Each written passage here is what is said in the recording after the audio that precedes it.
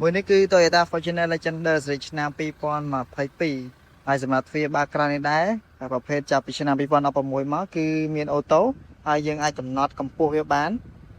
ឡើយយើងចុចបើកសិនចេះសម្រាប់0មក16រហូតដល់026បច្ចុប្បន្ននេះគឺអាចកំណត់បានដូចគ្នាចឹងយើងមានប៊ូតុងនៅខាងក្រោយនេះចឹងសម្រាប់ guideline នេះគឺនៅខាងនេះចឹងបើសិនជាយើងចុចត្រឹម2វិនាទីគឺវាកំណត់បន្តមកទៀតបើសិនជាយើងចង់ដោះទៅកម្ពស់វាដើមវិញគឺចុច7វិនាទីអញ្ចឹងឥឡូវនេះខ្ញុំឧទាហរណ៍ថាខ្ញុំចង់បានកម្ពស់នេះអញ្ចឹងកម្ពស់នេះរៀងទៀបជាងកម្ពស់ពីរោងចក្រមកបន្តិចអញ្ចឹងយើងចុចដល់តាមហ្នឹងអាចចុចឲ្យវាឈប់ហើយយើងចុច hold ចុចឲ្យជាប់2វិនាទី1 2ទេ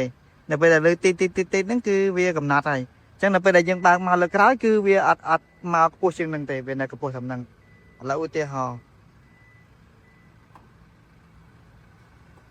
អូខេឥឡូវយើងចុចបើកវិញអញ្ចឹងនៅពេលវាឡើងដល់កម្ពស់ដែលយើងបានកំណត់គឺវាអត់ឡើងតទៀតទេអូខេមិញនេះ set តាមហ្នឹងហើយមួយទៀតបើសិនជាយើងចង់ដោះយើងចុចឲ្យជាប់7វិនាទីអញ្ចឹងវានឹងទៅកម្ពស់ដើមពីរោងចក្រវិញអូខេឥឡូវចាប់ផ្ដើម1 2 3 4 5